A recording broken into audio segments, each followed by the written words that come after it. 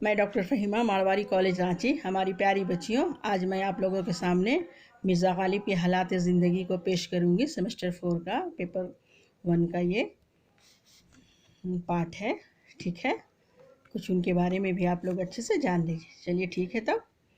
غالب کا نام اسد اللہ خاں غالب اور عرف مرزا نوشاد تھا۔ آگرہ میں 1797 عیسوی میں پیدا ہوئے۔ ان کا خاندانی سلسلہ نسب اشرافیات بادشاہ توران تک پہنچتا ہے۔ ان کے دادا شاہ عالم جو اس وقت ہندوستان کے بادشاہ تھے، زمانے میں ایران سے دہلی پہنچے تھے۔ یہاں انہیں اعزاز و اکرام سے نوازا گیا اور ایک بہت بڑی جاگیر نوازش کے طور پر عطا کی گئی۔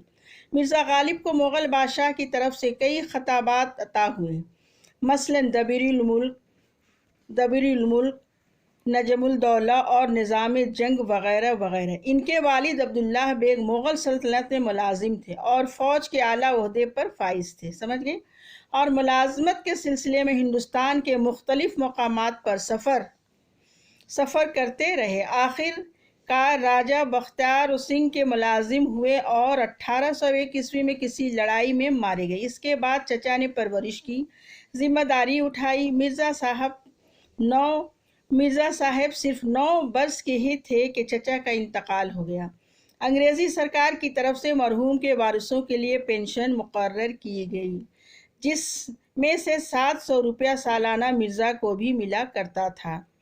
کچھ دنوں تک بہادر شاہ ظفر کے کلام پر بھی اصلاح کا کام کیا اور یہاں سے بھی 50 روپیہ ماہانہ وظیفہ ملا کرتا تھا۔ 1857 عیسوی کا ہنگامہ برپا ہوا تو انگریزی سلطنت نے مرزا کو باغیوں کے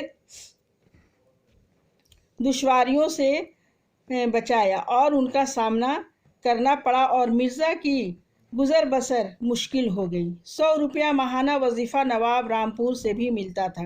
بڑی دوڑ دھوپ کے بعد غالب انگریزی حکومت کے سامنے اپنی بے گناہی ثابت کرنے میں کامیاب ہوئے اور انگریزی سرکار سے پینشن بحال ہو گئی۔ غالب کو اپنے حسب و نسب اور اپنے شاعرانہ خوبیوں پر ناز تھا۔ وہ شاہانہ زندگی گزارنے کے خواہش مند رہا کرتے تھے، مگر یہ آرزو پوری نہ ہو سکی۔ بالآخر 1869 عیسوی میں جب ان کی عمر 73 برس تھی، اس دار فانی سے کوچ کر گئے۔ جب غالب کی عمر صرف 13 برس تھی تو ان کی شادی اپنے سے 2 سال کم عمر لڑکی جس کا نام امراؤ بیگم تھا اسی سے کر دی گئی۔ غالب کے خطوط میں اکثر اس کا تذکرہ ملتا ہے۔ امراؤ بیگم سے غالب کی 7 اولادیں ہوئیں، مگر سب کے سب بچپن ہی میں انتقال کر گئے۔ آخر انہوں نے امراؤ بیگم کے بھانجے میر زین العابدین اور عارف کو بیٹا بنا لیا۔ دونوں ان سے بہت محبت کرتے تھے۔ عارف کی عین جوانی میں موت واقع ہو گئی۔ ان کے 2 بیٹے تھے۔ یہ دونوں بھائی اپنے والد کے انتقال کے بعد چچا غالب ہی کے یہاں رہنے لگے۔ غالب ایک خوش پوشاک انسان تھے، اچھا اور نفیس کپڑا پہنتے تھے، پاجامہ انگرکھا، اس کے اوپر فرغل یعنی چوغا اور سر پر اونچی ٹوپی۔ حالات کیسے بھی ہوں، کہیں بھی جاتے تھے سواری میں ہی جاتے تھے۔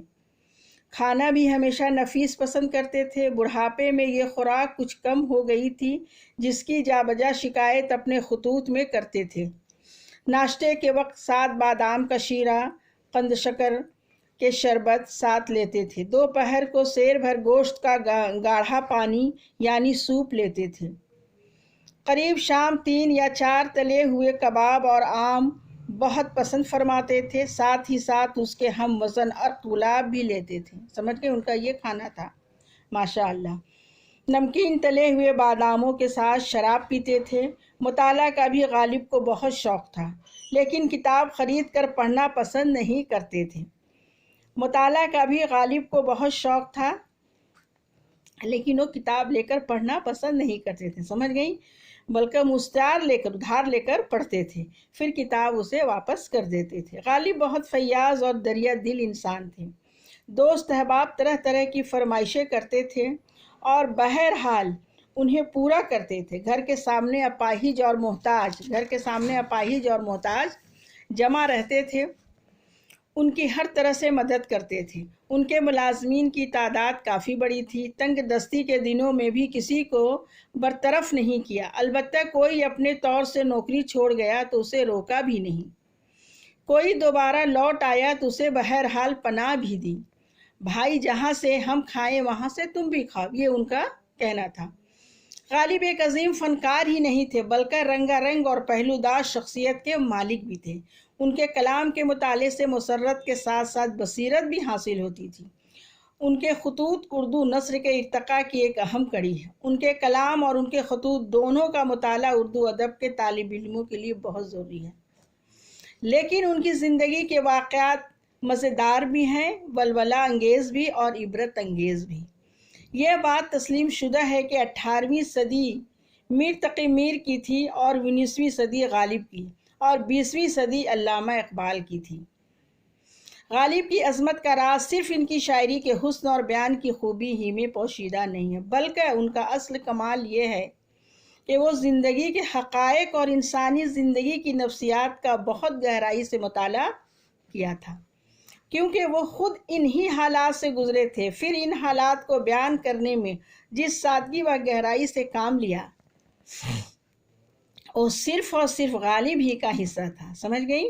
غالب جس پرآشوب دور میں پیدا ہوئے، اس میں انہوں نے مسلمانوں کی ایک عظیم سلطنت کو برباد ہوتے ہوئے دیکھا تھا، اور باہر سے آئی ہوئی انگریز قوم کو ملک اقتدار پر قبضہ کرتے ہوئے دیکھا تھا۔